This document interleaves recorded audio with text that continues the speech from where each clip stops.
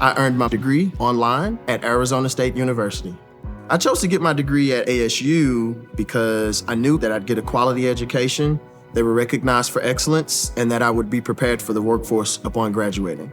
To be associated with ASU, both as a student and alum, it makes me extremely proud, and having experienced the program, I know now that I'm set up for success. Learn more at asuonline.asu.edu. Having a life scholarship and being able to afford to go to college made me feel inspired to go. When I got a life scholarship, it was such a relief. I knew that I wanted to have an impact. Having a life scholarship through the SC Education Lottery was huge. It gave me the opportunity to make that impact right here at home.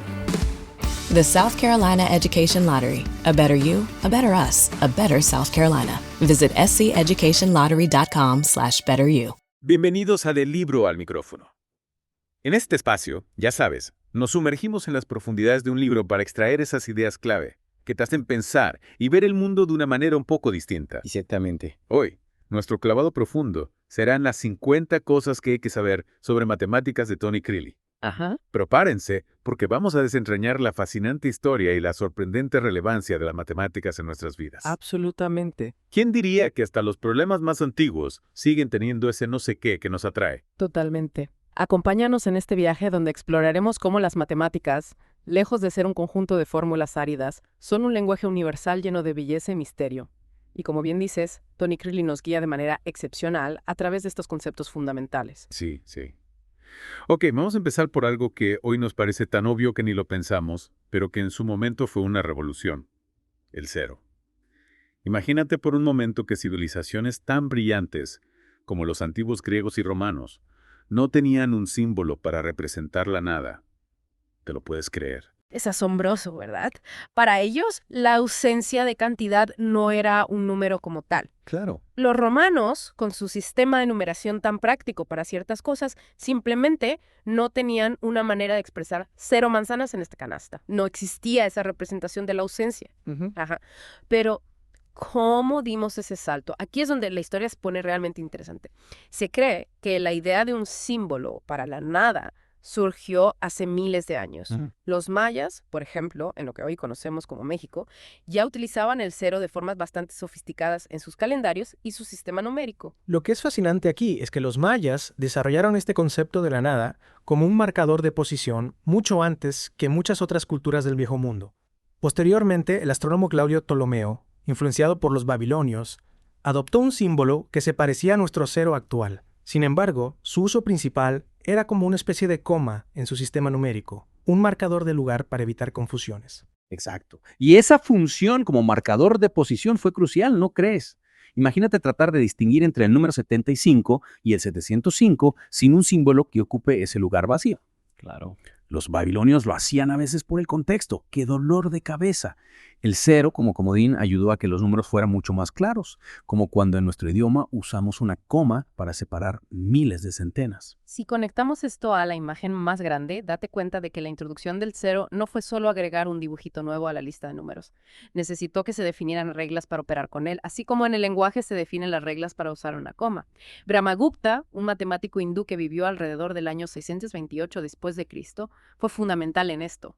Él no solo usó el cero de manera formal, sino que también estableció las primeras reglas conocidas para cómo interactúa con los otros números. Pero no debió ser fácil convencer a la gente, ¿verdad? Integrar esta idea tan abstracta en el sistema de cálculo de la época seguro que presentó sus buenos desafíos. Sumar o multiplicar con cero parece bastante intuitivo, pero la resta, y sobre todo la división, eso ya era otro cantar. Así es. La adición es sencilla. Cualquier número que le sume 0 se queda igual. 7 más 0 es 7. La multiplicación también es directa. Cualquier número multiplicado por 0 siempre da 0. 7 por 0 es 0. La resta introduce los números negativos porque 7 menos 0 es 7, pero 0 menos 7 es menos 7. Pero la división, ahí es donde la cosa se pone interesante. Ajá. Dividir un número entre 0 nos lleva al concepto del infinito, algo que escapa de nuestra experiencia cotidiana, y dividir 0 entre 0 es indeterminado. No tiene una única respuesta. Vaya que sí. Crilly menciona cómo la entrada del cero al sistema numérico fue un problema que Brahmagupta abordó de manera inicial, pero su completa aceptación e integración tomó bastante tiempo y algunos ajustes en la forma en que entendíamos las operaciones matemáticas. Esto nos lleva a una pregunta importante. Te das cuenta de lo revolucionario que fue aceptar una idea tan abstracta como la nada y darle un lugar central en nuestro sistema de números. Es un paso fundamental que abrió las puertas a muchísimos avances matemáticos y científicos posteriores. Imagina tratar de hacer cálculos complejos de ingeniería o contabilidad sin un símbolo para el cero. La base de nuestro mundo cuantitativo moderno se apoya en este concepto aparentemente simple. Absolutamente. Y hablando de avances que parecen simples, pero tienen profundas implicaciones, pasemos a otro tema fascinante. Las fracciones y los decimales. Algo que también usamos a diario, pero que esconde sus propias peculiaridades. Por ejemplo, cuando convertimos una fracción a decimal, a veces el resultado es exacto, como un medio que es 0.5, pero otras veces no terminan nunca. Exacto. Cri nos recuerda que si intentamos convertir 2/3 a decimal, obtenemos 0.6666 y así hasta el infinito. En cada paso de la división, al dividir 20 entre 3, el resultado es 6 con un residuo de 2, lo que nos obliga a seguir dividiendo 20 entre 3 sin que nunca lleguemos a un residuo de 0. Por eso utilizamos la notación de 0.6 con una rayita encima del 6 para indicar que ese decimal se repite periódicamente. Y hay otras fracciones que nos llevan por ese camino sin fin. El ejemplo de 5 séptimos es notable. 0.7142885 y luego otra vez 7142885. Aquí toda esa secuencia de 6 dígitos se repite una y otra vez. Es en estos casos de recurrencia que la notación con la rayita a los puntos sobre los decimales periódicos se vuelve tan útil. Lo que es fascinante aquí es cómo una simple división entre dos números enteros puede generar una expansión decimal infinita y repetitiva. Nos hace reflexionar sobre la naturaleza misma de los números y las diferentes maneras en que podemos representarlos. Ok, profundicemos un poquito más. Ahora hablemos de los cuadrados y las raíces cuadradas. Más allá de la simple operación de multiplicar un número por sí mismo, hay patrones y formas sorprendentes que emergen de estos conceptos. Creeley menciona cómo los pitagóricos, esos grandes amantes de los patrones hechos con puntos, relacionaban los números cuadrados con la suma de números triangulares consecutivos. En efecto, imagina un cuadrado formado por una cierta cantidad de puntos. Si trazas una diagonal, los puntos que quedan a un lado de esa diagonal forman exactamente un número triangular y los puntos del otro lado forman el siguiente número triangular en la secuencia. Si sumas ambos números triangulares, obtienes el número total de puntos en el cuadrado, que es precisamente un número cuadrado. Es una demostración visual muy elegante, una prueba sin palabras, como se le llama a veces. Y la idea del cuadrado de un número, ecuaste, no se queda solo en los diagramas de puntos. Está en la mismísima base de la forma parabólica. Piénsalo por un momento. Las antenas parabólicas que captan señales de satélite, los espejos reflectores de los faros de los autos. Todos tienen esa forma curva tan particular que tienen la propiedad de concentrar las ondas o la luz en un punto específico, el famoso foco. Lo que es fascinante aquí es la conexión tan directa entre una idea matemática aparentemente abstracta, como elevar un número al cuadrado, y las formas geométricas que encontramos tanto en la naturaleza como en la tecnología que utilizamos a diario, con aplicaciones prácticas que son realmente importantes. Luego tenemos las raíces cuadradas, que son como la operación inversa al cuadrado. La raíz cuadrada de 16 es 4, porque 4 multiplicado por sí mismo da 16. Pero aquí es donde empezamos a ver que no todos los números son tan perfectos. Solo los llamados cuadrados perfectos, 1, 4, 9, 16, etc., tienen raíces cuadradas que son números enteros. Claro. Entre ellos hay muchísimos huecos en la línea numérica. El 2, el 3, el 5, el 6, el 7, el 8, el 10, el ones. Y en esos huecos encontramos las raíces cuadradas de números que no son cuadrados perfectos. Pero lo que es aún más sorprendente es que muchas de estas raíces cuadradas, como la raíz cuadrada de 2, resultan ser números irracionales. La irracionalidad de O2. Creeley la llama el número pitagórico. Su expansión decimal no termina nunca y además no sigue ningún patrón que se repita. Cualquier valor que calculemos de O2 es solo una aproximación. Los antiguos griegos, que creían que todo en el universo se podía medir con unidades y fracciones, se toparon con este número que desafiaba por completo su comprensión del mundo. Se preguntaban si O2 se podría expresar como una simple fracción minímaras. Esto plantea una pregunta fundamental sobre nuestra forma de entender los números. Los griegos buscaban una unidad común, por pequeña que fuera, que pudiera medir exactamente tanto el lado de un cuadrado como su diagonal. Si un cuadrado tiene lados de longitud 1, su diagonal mide I burto, y la pregunta era si esa longitud podía ser un múltiplo racional de alguna unidad más pequeña. Y la respuesta es que no. Se puede mostrar matemáticamente que U2 no se puede expresar como una fracción de dos números enteros. Correcto. Y no es el único caso. Cualquier raíz cuadrada de un número entero de D, a menos que n sea un cuadrado perfecto, también es irracional. Estos números son los que llenan los huecos en nuestra línea numérica, llevándonos al concepto más amplio de los números reales. La misma existencia de números como Utuso sacudió los cimientos de la filosofía matemática griega, obligándolos a confrontar la idea de que el universo quizás no era tan perfectamente racional como ellos creían. Exacto. La vía hacia los números irracionales, como bien la titula Creeley en su libro, fue un descubrimiento crucial que expandió enormemente el universo de los números con los que trabajamos y cambió para siempre nuestra comprensión de la recta numérica. Ok, aquí es donde la cosa se pone realmente fascinante. Hablemos de dos de los números más célebres de todas las matemáticas. Utomapi, me encantan. Creeley describe a P como la superestrella de las matemáticas, casi como un ganador anual de un Oscar entre los números. Y con toda razón. APEC está intrínsecamente ligado a la geometría de los círculos. Es la razón constante entre la longitud de la circunferencia de un círculo y su diámetro. Pero lo que lo hace aún más fascinante es que aparecen muchísimos otros contextos dentro de las matemáticas y las ciencias naturales, en lugares donde uno no esperaría encontrarlo. Y al igual que Creeley, también es un número irracional.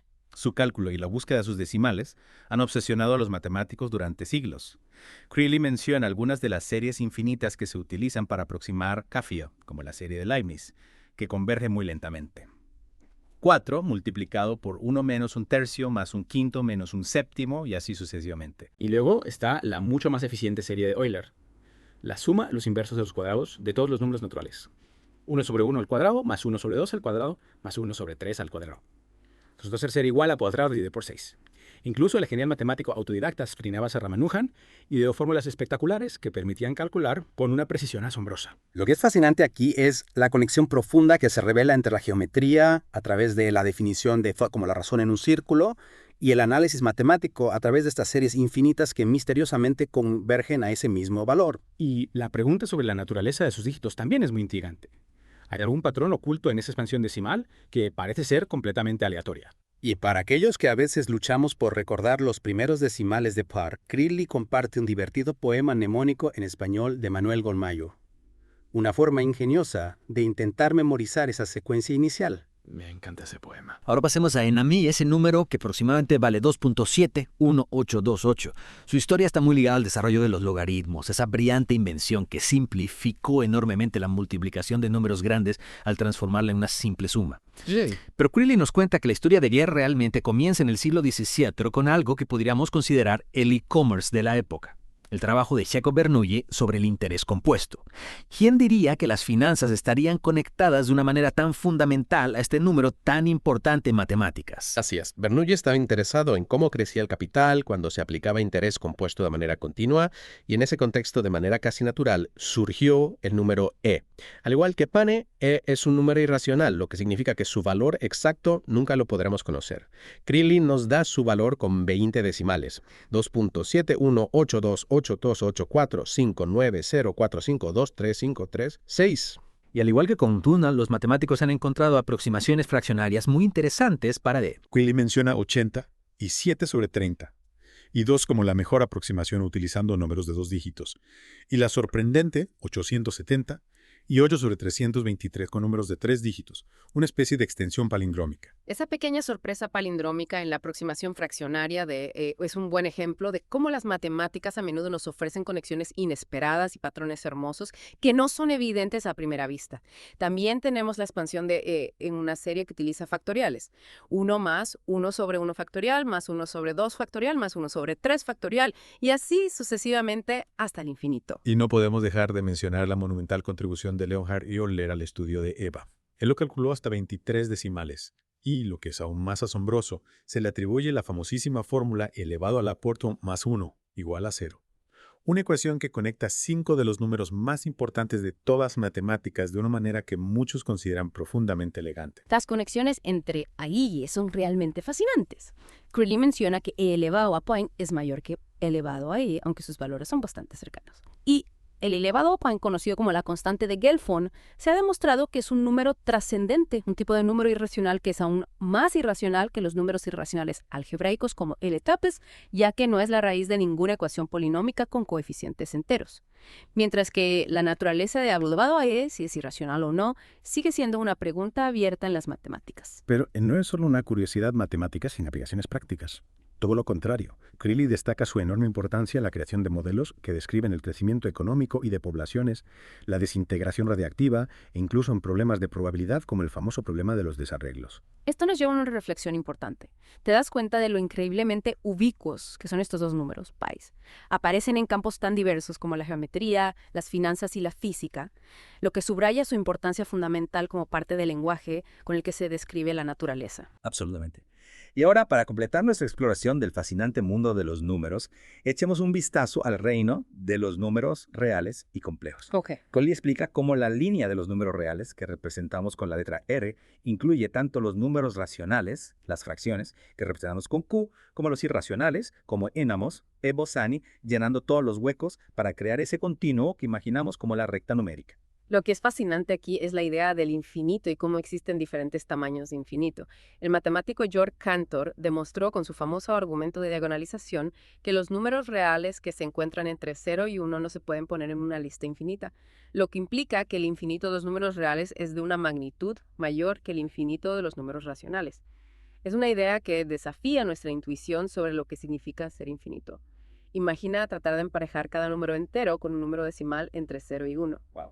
Siempre te quedarás sin números enteros primero, sin importar cuántos tengas, porque los decimales están empaquetados de forma mucho más densa. Es una idea que realmente expande nuestra mente. Luego pasamos al concepto de los números complejos, que introducen esa misteriosa unidad imaginaria i, definida como la raíz cuadrada de menos 1. Un número complejo tiene la forma a plus b, donde a y b son números reales. La introducción de psi abre un universo numérico completamente nuevo. Crilly nos da un ejemplo de cómo se multiplican los números complejos. Si multiplicamos 2 más 3i por 8 más 4i, seguimos las reglas del álgebra, expandiendo los paréntesis, y luego recordamos que i al cuadrado es igual a menos 1. El resultado en este caso es 4 más 30 y 2i. Y aunque los números complejos obedecen las reglas aritméticas que conocemos, suma, resta, multiplicación, división, excepto la división por 0, tienen una característica peculiar. No se pueden ordenar de manera natural como positivos o negativos, como sí podemos hacer con los números reales. Lo que es fascinante aquí es cómo los matemáticos se atrevieron a extender el concepto de número para incluir las raíces cuadradas de números negativos, creando así una herramienta increíblemente poderosa para resolver problemas que no tenían solución dentro del ámbito de los números reales. Para poder visualizar estos números complejos, utilizamos el diagrama de Argand, que es como un plano cartesiano donde el eje horizontal representa la parte real del número complejo y el eje vertical representa su parte imaginaria. Y el matemático William Rowan Hamilton propuso una forma alternativa de pensar en los números complejos, representándolos como pares ordenados de números reales. Esto resaltaba su naturaleza bidimensional sin necesidad de invocar directamente la raíz cuadrada de menos 1. La suma y la multiplicación se definen de manera consistente dentro de esta representación como pares ordenados. Finalmente, Crilly nos introduce el concepto de las raíces nécimas de la unidad, que son las soluciones de la ecuación c elevado a la noli igual a 1, pero considerando que Silly puede ser un número complejo. Tomando el ejemplo de si elevado a la 6 igual a 1, nos explica que existen 6 soluciones posibles, y que si las representamos en el plano complejo, resultan estar ubicadas en un círculo unitario formando los vértices de un hexágono regular. Si conectamos esto a la imagen más grande, vemos cómo los números complejos no son solo una abstracción algebraica, sino que tienen una estructura geométrica muy rica y profunda, con conexiones sorprendentes, con polígonos regulares y otras formas geométricas. Les explico, ¿qué podemos llevarnos de todo esto? Pues hemos recorrido un camino realmente fascinante, desde la invención y aceptación del cero hasta la expansión de nuestro universo numérico con los números irracionales y los complejos. Sí. Espero que este clavado profundo en las páginas de Tony Crilly te haya dejado con varias ideas reveladoras sobre la historia, la naturaleza y la sorprendente belleza de estos conceptos matemáticos fundamentales. Exacto. Hemos visto cómo ideas que a primera vista pueden parecer abstractas tienen raíces históricas profundas y consecuencias muy reales en nuestra comprensión del mundo que nos rodea. Y cómo diferentes áreas de las matemáticas están intrínsecamente conectadas entre sí, desde la aritmética más básica hasta la geometría y el análisis avanzado. Y pensando en todo este viaje, desde la ausencia del cero hasta las infinitas posibilidades que abren los números complejos, ¿qué otras ideas fundamentales damos por sentadas en nuestra vida cotidiana sin detenernos a apreciar su profunda historia y su verdadero significado?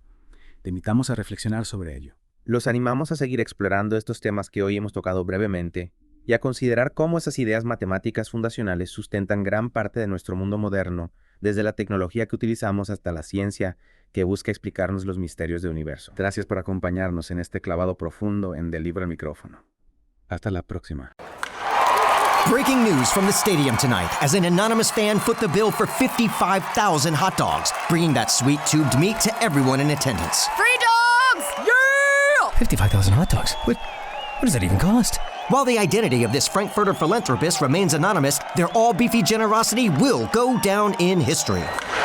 The new Mega Millions. More to win means more to give. How you spend it is up to you. Yeah! For game odds and details, visit sceducationlottery.com. If you're a lineman in charge of keeping the lights on, Grainger understands that you go to great lengths, and sometimes heights, to ensure the power is always flowing. Which is why you can count on Grainger for professional-grade products and next-day delivery, so you have everything you need to get the job done. Call 1-800-GRAINGER, click Grainger.com, or just stop by. Grainger, for the ones who get it done.